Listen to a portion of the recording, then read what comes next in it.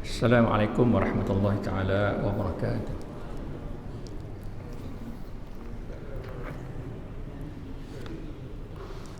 Bismillahirrahmanirrahim. Alhamdulillahirabbil alamin. Wassalatu wassalamu ala asyrafil anbiya'i wal mursalin wa ala alihi wa sahbihi ajma'in.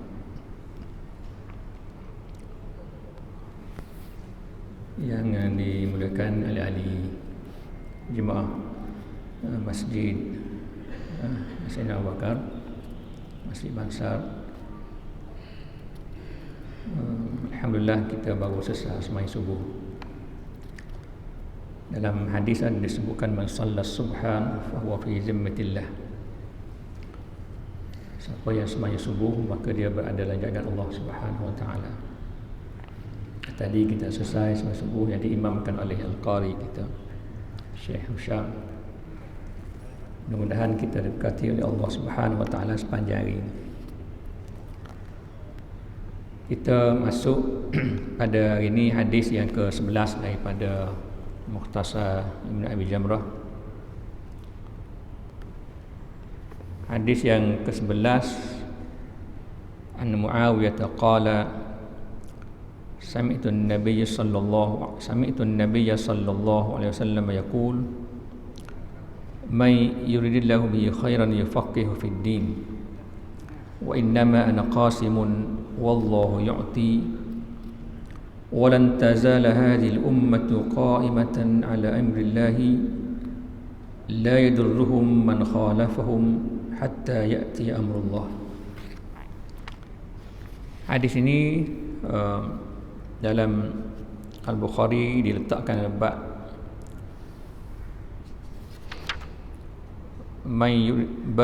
babu may yuridillahu bi khairin yufaqihu fid din. Bukhari diletak nama hadis itu pun sebagai tajuk bab. Hadis riwayat Muawiyah radhiyallahu anhu. Kata Muawiyah, aku mendengar Nabi sallallahu alaihi wasallam bersabda, sesiapa yang Allah menghendaki dengannya akan kebaikan, Allah akan bagi faham kepadanya dalam agama. Itu bahagian yang pertama daripada hadis itu. Wa innama ana qasimun wallahu yu'ti. Hanya saja aku ni hanyalah yang membahagikan. Wallahu yu'ti, dan Allah yang memberi. Dan akan sentiasalah umat ini lan tazalah ummah qa'imatan ala amrillah. Sentiasa di kalangan umat ini yang akan berterusan atas agama ini, mendirikan agama ini, sehingga la yadurruhum man khalafahum, tidak memberi mudarat kepada mereka itu orang yang menyalahi mereka itu, hatta ya'ti amrullah, sehingga datanglah urusan Allah, yakni sehingga dia mendekati hari kiamat. Ada 3 bahagian dalam hadis ini. Yang pertama yang berkait dengan, kalau ikut Ibn Hajar, Al-Imam Ibn Hajar ketika menghuraikan hadis ini, ada 3 perkara yang ditekankan oleh baginda sallallahu alaihi wasallam dalam hadis ini. Yang pertama, bahagian pertama itu kelebihan at-tafaqquh fid din, kelebihan memahami urusan agama, memahami ilmu agama. Dan yang kedua, hakikat yang memberikan ilmu agama itu ialah Allah Subhanahu wa taala. Pada hakikatnya Nabi Muhammad hanya menyampaikan. Dan yang ketiga, ditegaskan dalam hadis ini, sehingga hari kiamat akan ada di kalangan umat ini yang mempertahankan agama ini. Ini 3 perkara yang disebut dalam hadis ini. Kita tengok satu-satu. Yang pertama itu, Nabi bersabda, sesiapa yang Allah kehendaki akannya kebaikan, maka Allah akan bagi kepadanya kepahaman tentang agama ini. Dalam hadis Rasulullah SAW, banyak yang Nabi sebut bila Allah nakkan kebaikan. maka Allah akan bagi sesuatu kepada orang itu.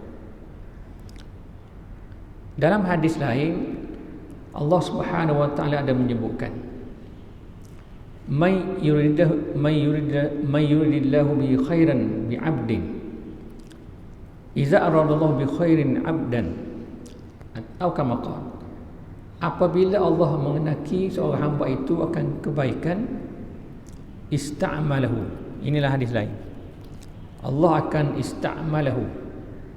Jadi ditanya oleh para sahabat, apa itu ista'malahu? Lalu Rasulullah mengatakan an yuwaffiqa bi'amalin salihin. Allah Subhanahu wa taala memberi taufik kepadanya untuk buat amal soleh. Maka itu tanda Allah menghendaki kebaikan kepada orang itu. Amal soleh banyak, sangat luas. Kita sembahyang pagi ini amal soleh.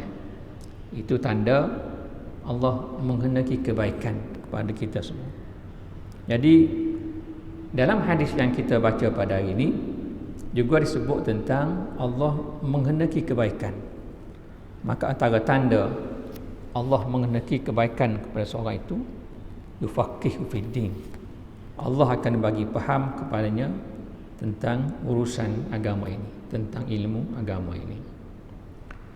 Dalam hadis ini Nabi sebut tentang tafaqquh fiddin, urusan agama ini, memahami ilmu agama ini. Antara ilmu-ilmu atas dunia ini kita ada dua bahagian ilmu.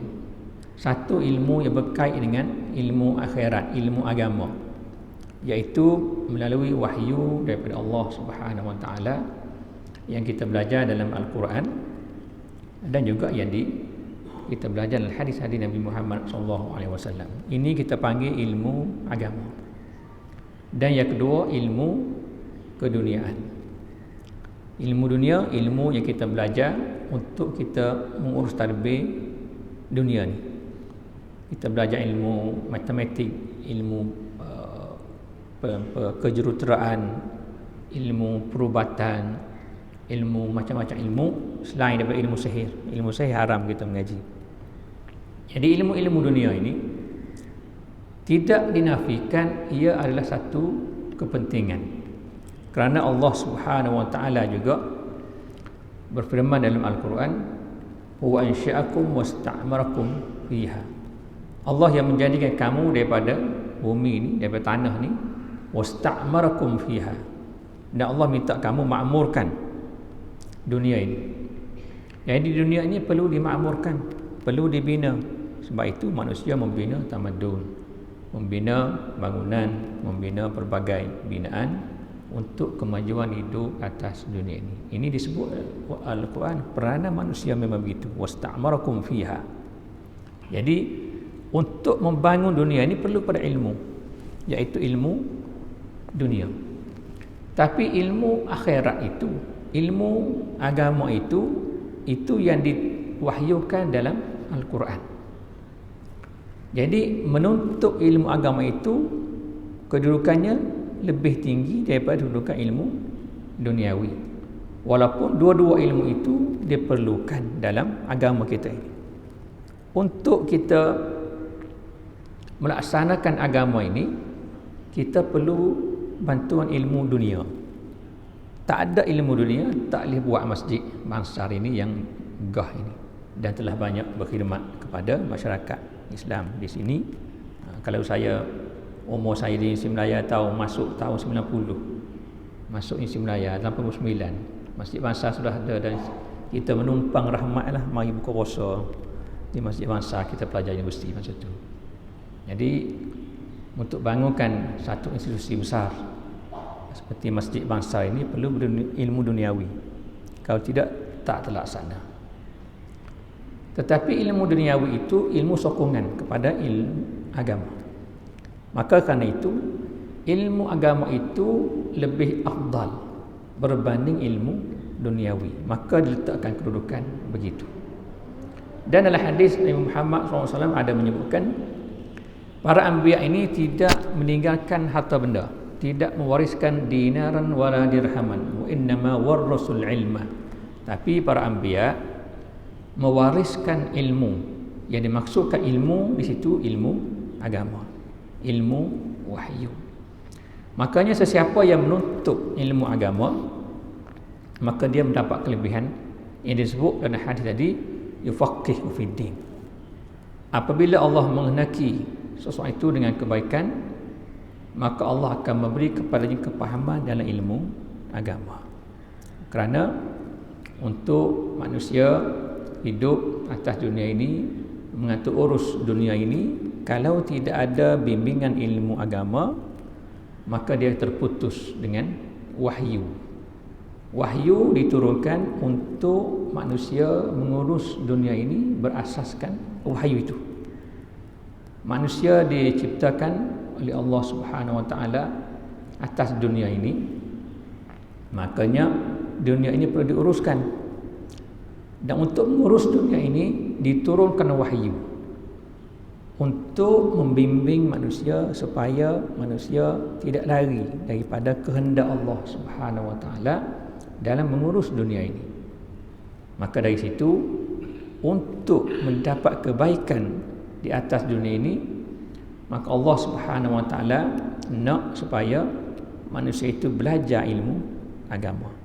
Bila manusia memahami ilmu agama dengan betul, dengan baik, maka di ketika itu dia boleh mengurus dunia ini dengan baik. Apabila dunia ini tidak diurus mengikut panduan dalam wahyu, maka ketika itulah kita melihat berbagai kepincangan, kerosakan berlaku di atas dunia ini.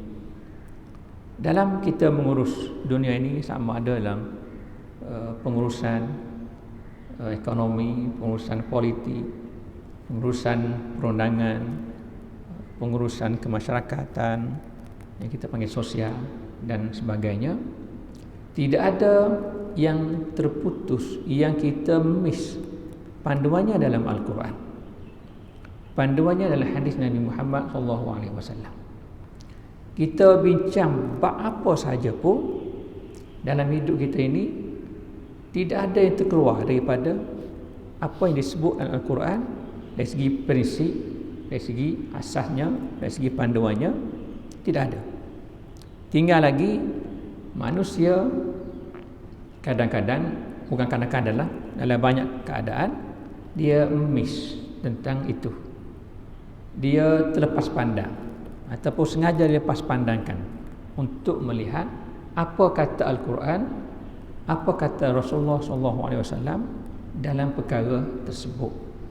Jadi kerana itu kadang-kadang banyak perkara yang kita lakukan itu banyak berlaku kepincangan, banyak berlaku gelincir daripada perkara yang sebetulnya, kerana kita miss dalam panduan Al-Quran. Dengan sebab itu Allah Subhanahu Wa Taala pesan dalam Al-Quran tentang wasta'marakum. Allah minta manusia ini makmurkan dunia ini, tetapi mestilah dengan makmur itu dengan bimbingan daripada wahyu. Maka orang yang belajar ilmu wahyu ini, maka itu orang yang dikehendaki kebaikan oleh Allah Subhanahu Wa Taala. May yuridillahu bi khairan yufaqihu fiddin. Orang yang Allah Taala nakkan kebaikan kepadanya, Tuhan akan bagi ilmu agama kepadanya, kerana ilmu agama itulah yang boleh membimbing dia. Kemudian yang seterusnya, Nabi bersebut dalam hadis itu, wa innama ana qasimun wallahu yu'ti. Ini bahagian yang kedua daripada hadis ini. Bahagian yang kedua ini bermaksud Nabi Muhammad ini disebut innama ana qasimun. Aku ni, kalau kita orang Kelantan sebut, aku ni jom beri ke, jom bahagi ke. Tapi pada hakikatnya Allah yang memberi. Maknanya Nabi Muhammad SAW, dia telah bagi ilmu agama ni kepada semua orang dah. Tidak ada yang tertinggal lagi yang Nabi tak bagi. Dah bagi semua dah. Itu tugas Nabi Muhammad SAW. Bila nanti jadi Rasul, maka tugas Nabi Muhammad menyampaikan wahyu, menyampaikan ilmu agama ni. Dan Nabi dah selesai dah tugas dia. Innam ana qasimun. Aku bagi, aku juga bagi. wallahu mu'ti, wallahu yu'ti, dan Allah lah yang memberi. Apa beza qasimun dengan mu'ti? Nabi memberi maknanya semua perkara yang telah ditanggungjawabkan oleh Allah Subhanahu Wa Taala, Nabi dah bagi semua dah. Tapi pada hakikatnya yang memberi itu Allah Subhanahu Wa Taala.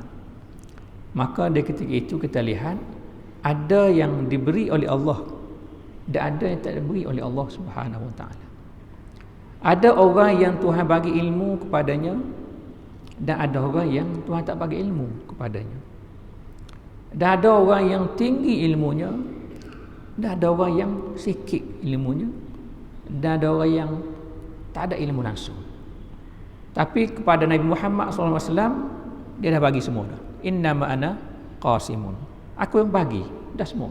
Semua yang Tuhan suruh aku bagi, aku dah bagi dah. Tapi Allah yang memberi, maknanya bukan semua orang yang akan dapat apa yang dibahagi oleh Nabi Muhammad SAW.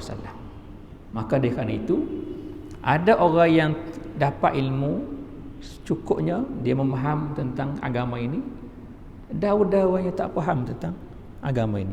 Kenapa? Kerana wallahu yu'ti, Allah lah pada hakikatnya yang memberi. Dan dalam pemberian Allah Subhanahu Wa Taala itu, sebagaimana harta, sebagaimana benda-benda yang bersifat fizikal, begitu juga lah yang berkaitan dengan ilmu.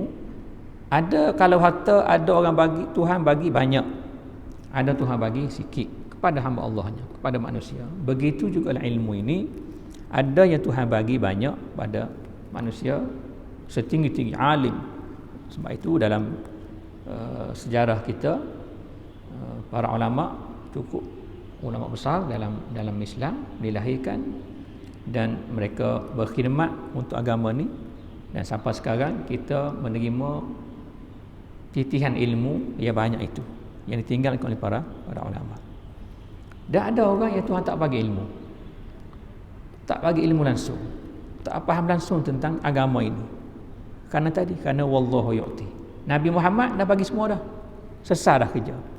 Tapi di kalangan manusia ini Tuhan bagi-bagi pula. Ada yang Tuhan bagi banyak, ada yang Tuhan bagi sikit.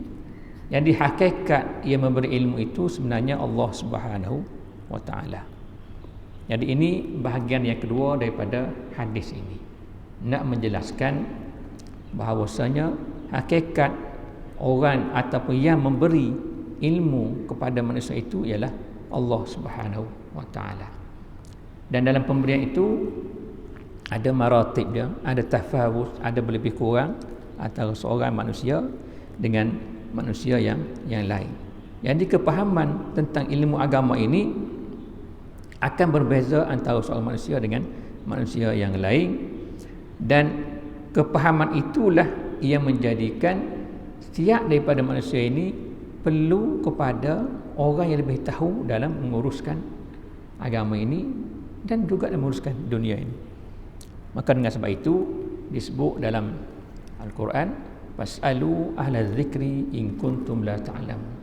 Tanyalah orang yang lebih tahu sekiranya kamu tidak tahu.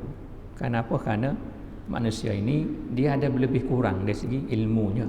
Ada orang lebih banyak, ada orang dapat sikit dari segi kepahaman tentang ilmu agama. Oleh kerana itu di kalangan para sahabat Nabi SAW ada diriwayatkan setengah para sahabat mengatakan, kami mendengar hadis tapi kami tidak faham kecuali apa yang zahir daripada hadis itu. Dan orang lain mendengar hadis yang sama tapi dia lebih faham daripada apa yang kami dengar. Jadi di kalangan para sahabat sendiri pun ada yang lebih kurang dalam memahami apa yang dinyatakan oleh Muhammad sallallahu alaihi wasallam. Jadi ini sebab itu dalam satu hadis lain ada Nabi sebutkan, rubba muballighin au'a min sami'in. Berapa banyak orang yang disampaikan kepadanya ilmu lebih faham daripada orang yang mendengar ilmu itu. Maknanya seseorang itu mendengar satu ilmu daripada Nabi Muhammad SAW, sahabat mendengar hadis, mendengar perkataan Nabi SAW. Kemudian dia sampaikan kepada sahabat yang lain. Jadi sahabat yang lain yang tidak mendengar direct daripada Nabi Muhammad SAW, dia lebih faham daripada yang mendengar itu. Kenapa? Kerana daya faham antara seseorang itu. Kenapa? Kerana wallahu yu'ti, Allah yang pada hakikatnya yang memberi. Sebab itu dalam, kalau yang hadis saya baca tadi, rubba muballagin au amin sami'in, kalau dihuraikan oleh para ulama lagi, sami'in itu orang yang mendengar hadis, muballagin itu muhaddis, ahli hadis, muballagin itu ahli fiqh. Hadis dia hanya mendengar, dia hanya menyampaikan sesuatu hadis. Tapi faqih dia akan memahami hadis itu mengikut daya faham dari segi ilmu fiqhnya pula.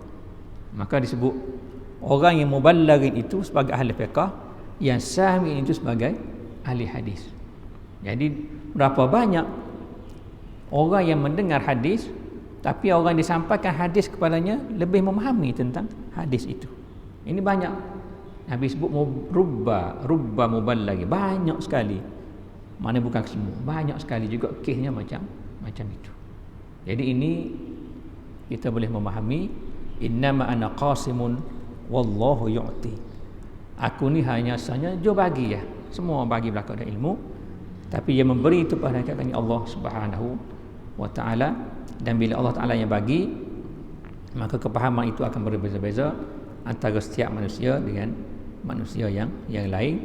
Itu bergantung pada kehendak Allah Subhanahu wa taala kepada apa yang diberikan kepada seseorang manusia.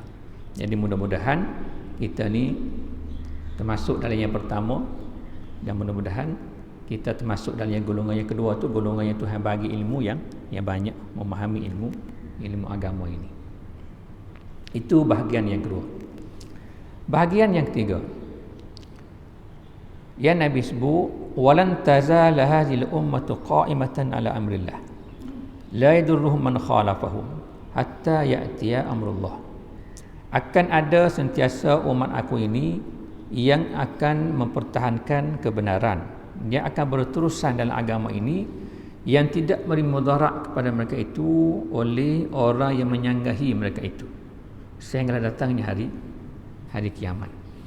Hatta ya'ti amrullah, maksudnya sehingga mendekati hari kiamat.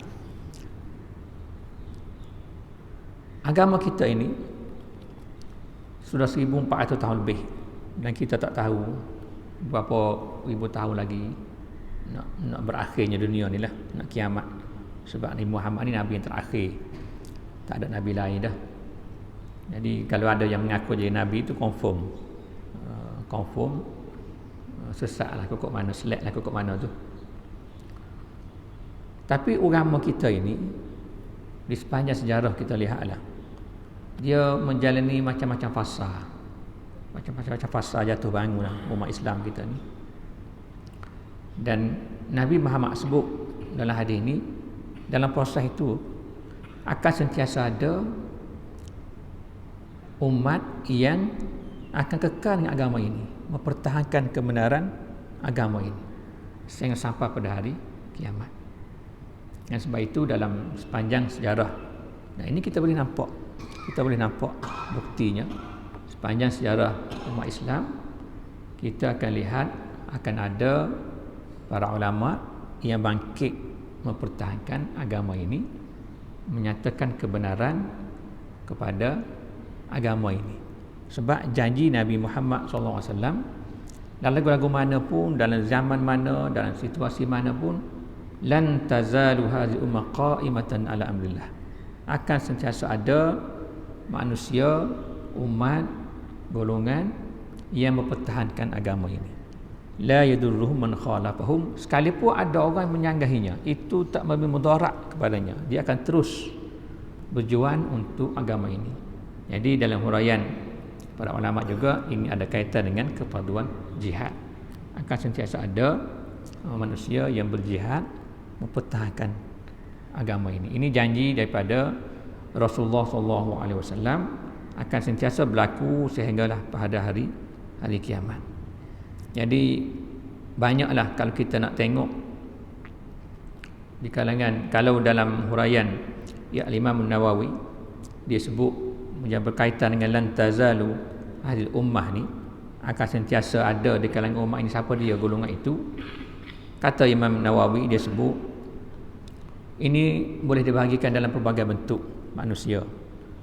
Ada di kalangan mereka itu muqatilun, kata Imam Nawawi, termasuk dalam hadil ummah, iaitu orang yang berjuang pada jalan Allah, mempertahankan, berjihad. Ada juga di kalangan mereka itu fuqaha, orang-orang yang diberi kepahaman dalam ilmu agama. Mereka ini juga termasuk dalam lan tazalu hadil ummah, yang mempertahankan agama tadi. Di kalangan mereka itu termasuklah muhaddisun, ahli-ahli hadis yang mempertahankan hadis Nabi SAW dalam menguraikan Al-Quran.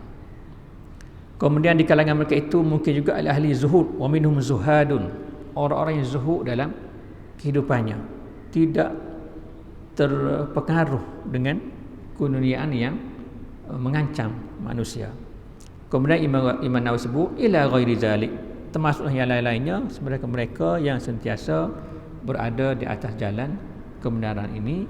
Jadi mereka inilah yang dimaksudkan dengan lan tazala hazil ummah qa'imatan ala amrillah, akan sentiasa ada golongan yang mempertahankan agama ini dan dia tidak dapat terkesan dengan orang-orang yang menyanggahinya, orang-orang yang cuba menghalanginya. Jadi 3 perkara dalam hadis ini. Yang pertamanya kelebihan tafaqquh fid din, menuntut ilmu agama, dan yang keduanya hakikat yang memberi ilmu itu ialah Allah Subhanahu wa taala. Nabi Muhammad hanya memberi, hanya membahagi. Dan yang ketiganya akan ada di kalangan umat ini yang sentiasa mempertahankan agama ini. Dengan sebab itu agama ini dapat berjalan, dapat berlangsung, tidak pernah putus dalam sejarah dunia Islam ni. Sejarah 1400 tahun lebih tak pernah kita dengar kabar terputus dalam sejarahnya tak ada orang beriman. Akan sentiasa ada yang beriman. Bahkan manusia Muslim ini yang beriman ini dapat masuk ke kawasan-kawasan baru di seluruh dunia. Dia berkembang dengan cukup hebat, dan antara agama yang ditakuti, yang the fastest religion yang berkembangnya, agama yang paling kuat berkembang, yang paling grow-nya ialah agama Islam. Ini kenapa? Kerana janji Nabi Muhammad SAW akan sentiasa ada orang yang mempertahankan agama ini. Dan yang pertahankan agama ini masuk banyak golongan lah.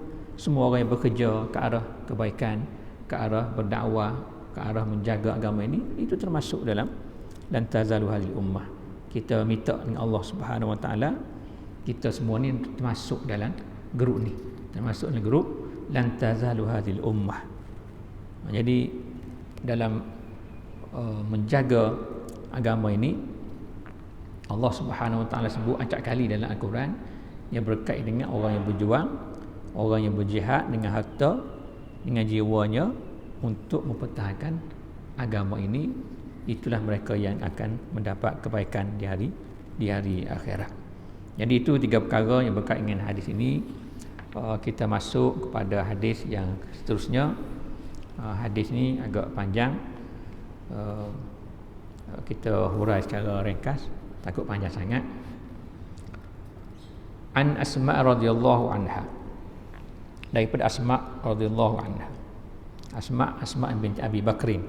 Kalau kita belajar dalam hijrah, peristiwa hijrah, maka nama Asma ni antara yang tampil dalam peristiwa berkenaan yang membantu hijrah Nabi Muhammad SAW dengan Abu Bakar. Ana Nabi sallallahu alaihi wasallam hamidallaha wa asna alaihi thumma qala. Dikata pada satu hari Nabi Muhammad SAW memuji Allah. Kemudian Nabi bersabda, "Ma min syai'in lam akun urituhu illa ra'aitu fi maqami hadza hatta al-jannata wan nar."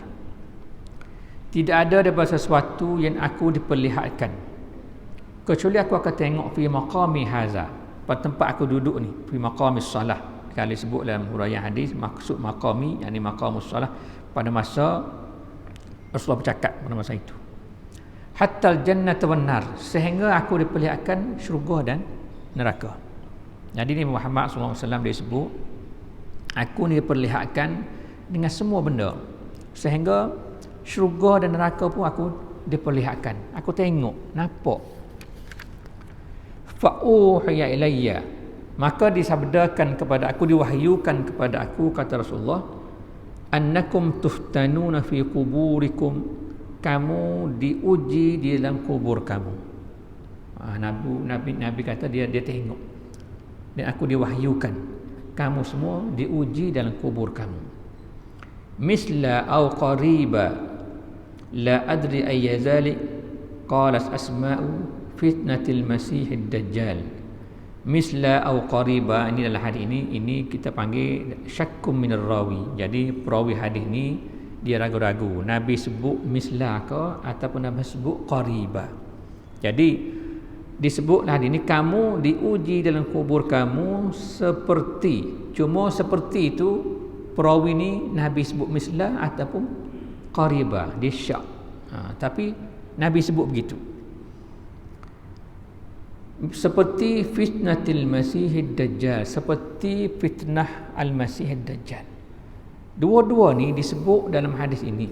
Kamu diuji dalam kubur kamu sama seperti diuji kamu dengan al-masihid dajjal. Maknanya dua-dua fitnah ni, fitnah kubur dan fitnah ad-dajjal, dua-dua satu fitnah yang besar yang berlaku kepada manusia. Dengan sebab itu Nabi sebut dalam hadis, tidak ada Nabi yang datang yang diutuskan kepada manusia kecuali Nabi berkenaan akan sebut tentang, akan bagi warning tentang fitnah al-masih ad-dajjal. Ad-dajjal ni salah satu daripada tanda kiamat yang akan lahir sebelum hari kiamat, iaitu al-masih ad-dajjal. Jadi fitnah kubur dan fitnah al-masih ad-dajjal ini dua-dua fitnah yang besar.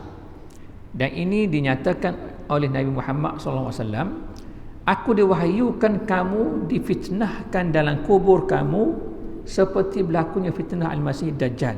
Maknanya benar besar. Fitnah kubur ni benar besar, sebagaimana fitnah ad-dajjal pun benar besar.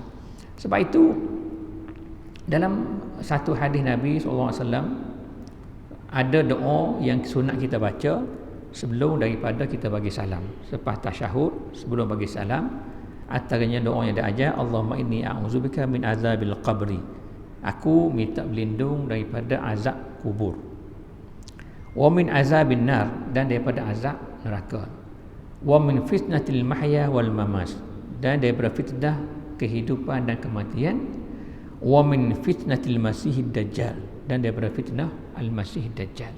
Jadi kita minta berdoa dengan Allah Subhanahu Wa Taala daripada fitnah kubur dan daripada fitnah ad-dajjal. Fitnah kubur, maka ia berkait dengan, lalu kita baca lagi hadis. Yuqalu ma ilmuka bihadzal rujul. Lalu dikatakan, apa yang kamu tahu tentang lelaki ini, lelaki yang difitnahkan dalam kubur ini? Kata Rasulullah, fa ammal mu'minu awil muqinu, adapun orang yang beriman, kemudian disebut hadis ini la adri ayyuhuma, ini juga termasuk dalam syak daripada perawi hadis. Dia syak, dia ingat tak ingat gitu, kita kan bahasa mudahnya, Nabi sebut al-mu'min ataupun Nabi sebut al-muqin. Maknanya adapun orang mukmin ataupun orang yang meyakini dengan Allah Subhanahu Wa Taala, beriman Allah, qala Asma, berkata Asma, fayaqulu wa Muhammadun Rasulullah sallallahu alaihi wasallam ja'ana bil bayyinati wal huda fa ajabnahu wattaba'nahu wa huwa Muhammadun salasan. Kata Asma, orang lelaki tadi yang ditanya dalam kubur tadi, kamu tahu ke siapa lelaki ini? Maka dia akan jawab, itulah Muhammad Rasulullah sallallahu alaihi wasallam. Dia datang memberi kepada kami dengan keterangan-keterangan dan dalil-dalil petunjuk daripada Allah Subhanahu Wa Taala, lalu kami ikutnya. Fa'ajabnahu fattaba'nahu, kami ikut Nabi berkenaan huwa Muhammadun salasan. Dia sebut 3 kali, dialah Nabi Muhammad, dialah Nabi Muhammad, dan dialah Nabi Muhammad sallallahu alaihi wasallam. Fayuqalu, kemudian dikatakan kepada lelaki yang difitnah dalam kubur tadi, nam salihan, kamu berehatlah secara baik, tidurlah kamu dalam kubur ini salihan, dalam keadaan yang baik. Kerana dijawab comel, dia sebagai seorang mukmin. Jadi fitnah kubur itu fitnah merujuk kepada untuk menjawab persoalan daripada munkar nakir. Jadi dalam kubur akan berlaku fitnah kepada manusia. Fitnah yang dimaksudkan itu sama seperti fitnah Al-Masih Dajjal. Dua-dua fitnah besar. Jadi fitnah kubur ini akan dihadapi oleh semua manusia yang menghadapi kematian. Kemudian wa ammal munafiqu, adapun orang munafik, dia jawab lagu mana? Awil murtabu la adri ayyu zalika qalas asma fa yaqulu la adri. Jadi orang munafik dia jawab aku tak tahu nak jawab. Tak tahu nak jawab. Sami'tu an-nas yaqulun syai'an faqultu. Aku dengar orang sebut begitu maka aku pun sebut. Maknanya dia tak mengenali pun Nabi Muhammad sallallahu alaihi wasallam.